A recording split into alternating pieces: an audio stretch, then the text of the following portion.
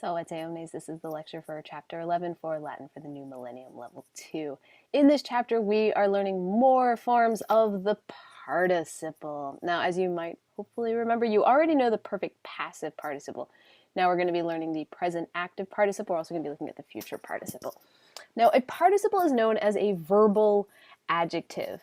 This is a really good description to remember of participles, because what's going on with a participle is that a participle has characteristics of both verbs and adjectives. And the word participle actually comes from the Latin pars and capere, which means to take a part. So, as an adjective, the participle modifies nouns. As a verb, it has tense and voice. It can also take a direct object, and it can be modified by an adverb. So, participles have case, number, and gender, like an adjective, right? That's what lets them modify nouns. But then it also has tense and voice, which makes them so much fun. So, participles exist in the active and the passive. They exist in the present, the perfect, and the future. And they also have case, number, and gender. So when, for example, you're on a quiz and I give you a participle, I'm going to ask you for the case, number, the gender, and the tense, and the voice of a participle. Okay, so let's just look at participles. This is from the verb ago, agere. This is what the present active participle looks like. Agens, agentes. It translates as leading. There is no perfect active participle. So that's good. That's one less thing to learn. The future active participle, actorus aum, meaning about to lead or going to lead. There is no present passive participle, which is good. And then we have the perfect passive participle, actus aum, meaning led or having been led. Again, I'm in the passive voice. And then we also have a future passive participle. That would look like this, agendus, about to be led or deserving to be led. Okay, so let's get into the nitty-gritty of actually forming these participles. The present active participle is going to be formed by taking the present stem, adding the letters nt, and then adding third declension ending, so the blank is, I, blah, blah, blah. You'll note here that I have bolded NT on present. This is to help you remember that you are adding an NT to the stem for the present active participle. Just a note for third IO and fourth conjugation verbs, these are going to end with IENS and IENTIS. Future active participle is going to be the participial stem, in other words, the fourth principal part. That's what I mean by the participial stem. It's the fourth principal part. And then you're going to add the letters UR, just like we see at the end of future. And then you're going to add first, second declension ending. So us, Perfect passive participle, which you have already learned, is the participial stem. In other words, it's the fourth principal part with us, endings. The future passive participle, we're going back to the present stem here. We're going to add the letters ND, and then we're going to add us, endings. Okay, so those are our rules. Let's look at this again. Present active participle. It's going to be the present stem. For the nominative singular, it ends with an NS, and then the genitive singular is NTIS. So NT is really what we're adding our endings onto. Because again, third declension, we know that the nominative and the genitive are different. Future, participial stem, orus, ora, orum. Perfect passive participle, it's your stem plus usa, Future passive, back to the present stem. So you have to watch your stems. Present active participle and the future passive participle are the only two that use the present stem. Future active and perfect passive both use the fourth principal part. Again, the present stem, in case you don't remember, is going to be your second principal part minus the ending, right? It's the infinitive minus its ending. So future passive, it's the present stem plus NDUS, NDA, NDUM. All right, so let's go ahead and practice doing this with amo, amade, amawi, amatum, and really practice this. Like, get out a sheet of paper, pause the video, and just see if you can give the nominative genitive form of amo in the present, and the future, and the perfect passive, and the future passive. Just take that moment, follow these steps, and see if you can come up with these 4 participles of amo, amare? I'll wait.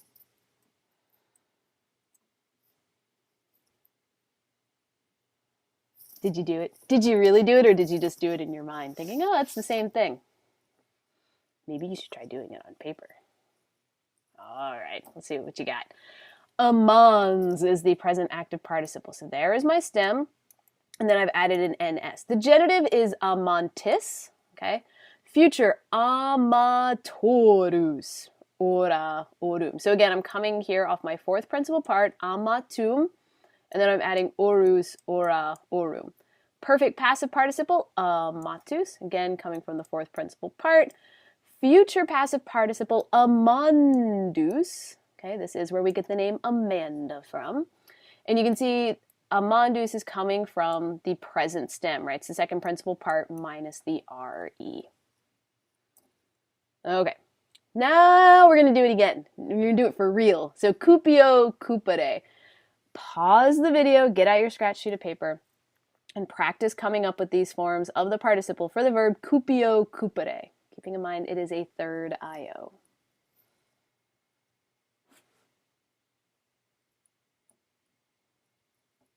All right. Cupiens, cupientis, so note the I that shows up. Cupiens, cupientis. Cupitorus, all right. Ora, orum, cupitus, aum, and cupiendus, enda, endum. Okay, now let's do a lot of verbs.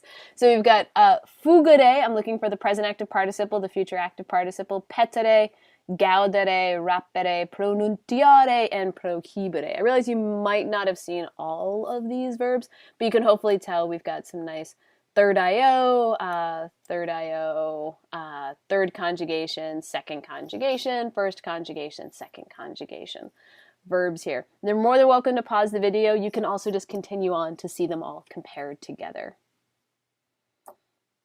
So present active participle of fugio would be fugiens, and then future active participle fugitorus, petens, petitorus, gaudens, gavisorus. Again, watching that the future active participle is always coming off the fourth principal part, where the present active participle is coming off the second principal part. Rapere, perfect passive participle. So again, you can see we're moving here to the passive. Well, these were active forms up here. Raptus, rapiendus, pronuntiatus, pronuntiandus, prohibitus, and prohibendus. Okay, let's talk about how to decline the present active participle. So the present active participle takes third declension endings. This is what it looks like. Agens, agentis, agenti, agentem. When it comes to the ablative, you actually have a choice between the long I and the short E. When it comes to when we get the long I versus the short E, I can tell you that the long I is the more common one. Short E typically shows up more in poetry. I just wanted you to be aware of it. It exists as a form, but we can kind of just bracket it. What I want you guys to be responsible for is that long I ending on the ablative singular. Coming into the plural, agentes, agentium. Oh, we got an I stem. Agentibus, agentes, agentibus.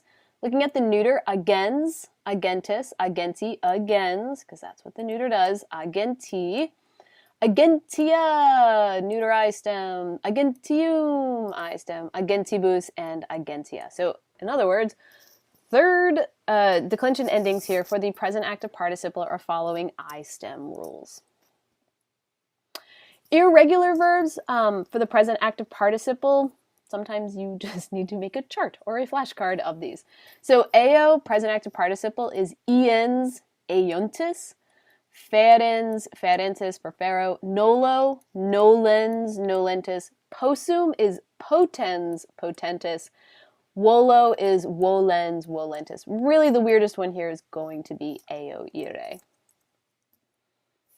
Deponent verbs do have a present active participle. So utor is utens, utentis. It still translates actively, using or who uses. Sequor would be sequens, sequentis. Hortor would be hortans, hortantis. So deponent verbs do have a present active participle. Deponent verbs also have a future active participle and a perfect passive participle, just to make your life more complicated. So again, present active participle utens, active, meaning using. Future active participle usorus, going to use. Perfect passive participle usus translates as having used. In other words, it translates actively, which is awesome. So there's no real kind of passive translations of deponent verbs, because deponent verbs, as we know, form passively, but they translate actively. You never have a passive translation of a deponent verb. So all of its participles translate actively, even the passive participles. Sum, fio, and malo do not have present active participles.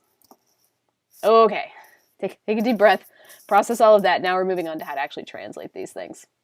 Okay, participles, like infinitives, have a temporal meaning. So in other words, the tenses of the participles are all relative. The present active participle is used for things that are happening at the same time. Perfect passive participle shows time before, and the future active participle shows time after. So again, not absolute tenses, but it's all relative to the main verb. Again, an absolute tense is our main verb. A relative tense is a tense expressed relatively to that main verb. So present participle, action that is contemporaneous with that of the verb. Perfect participle, action that's prior. Future participle, action that is subsequent to that of the verb. We're hopefully pretty familiar with this concept by now. We've been seeing it a lot. So, for example, here's my main verb, manebat, right? Nice imperfect main verb.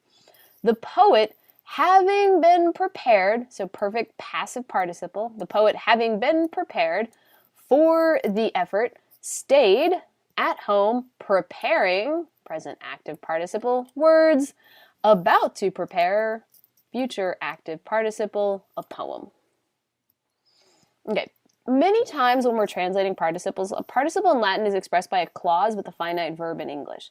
It's often preferable to translate a participle in Latin into a subordinate clause in English. So when translating a participle into a subordinate clause, you're going to be using subordinating conjunctions like when, since, and although. This is a little bit more for the experienced participle translator. For now, you guys are fine doing really awkward, clunky literal translations just as you get your bearings straight with participles. So let's look a little bit at the kind of streamlined translation. The present active participle is going to translate as the verbing noun, right? A fugiens puella is the fleeing girl. Note that fugiens, it's a present active participle. It is feminine, it is nominative, and it is singular because it is modifying a feminine nominative singular noun. The perfect passive participle, you can think of it as the verbed noun. So urbs capta, the captured city, right? Perfect passive participle, the city having been captured. Future active participle is the noun about to verb. So a puer raptorus is the boy about to seize. Again, just look at some more example sentences. Patrem in casa videntes, puella et puer ad eum cuerant. So, seeing their father in the house, the girl and the boy ran up to them. So, ran up to him. Videntes, present active participle, it's nominative, it's plural, it's modifying puella and puer. You could also translate this more, not to say it's a more complex translation, but it's one that maybe just gives a bit more information. When, since, although they saw their father in the house, the girl and boy ran up to him. Okay, that was participles. And as if participles weren't enough in this chapter, we also have another new concept, IUS adjectives. This is really straightforward. In Latin, there are 9 adjectives of the first and second declension that are irregular in the genitive and the dative singular.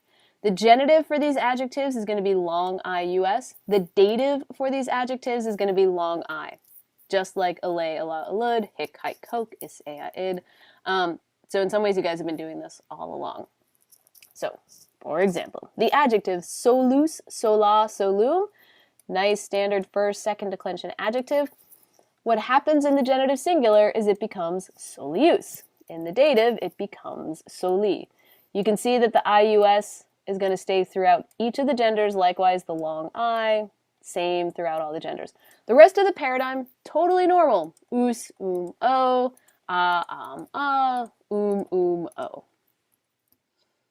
Alius, alia, aliud. This one's particularly weird just because it's genitive. It's a completely different word. So alius, alia, aliud. Note there that neuter singular ends with a D. And then it goes to alterius, alterius, alterius.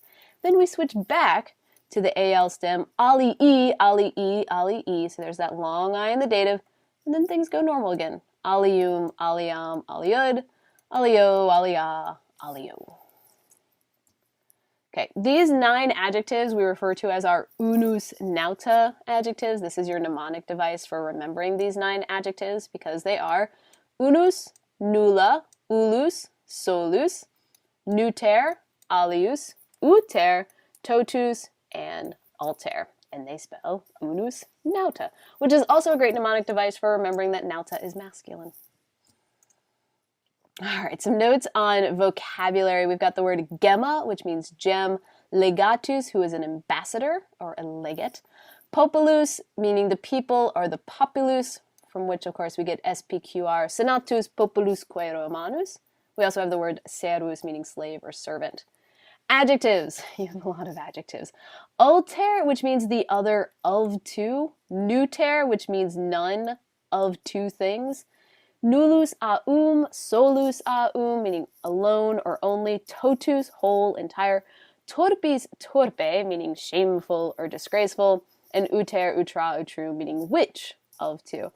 Lots and lots of derivatives from these. Alternate, neutral, nullify, solitary, total, and the word turpitude, which is a really great SAT word. Moral turpitude, a phrase used in criminal law to describe conduct that is considered contrary to community standards of justice, honesty, or good morals. It's just a great word to toss out. Moral turpitude. Verbs, nescio, nescire, nescivi, nescitum, not to know. You'll see this is just ne plus scio. Saluto, salutare, meaning to greet, like salutations. Specto, spectare, to watch, like a spectator. Takeo, takere, takui, takitu, meaning to be silent, which is a little confusing because it sounds like the word talk in English. This is where we get words like tacit, right? From the French, tacite, from the Latin tacitus, which literally means that is passed over in silence, done without words, coming from tacere, meaning to be silent.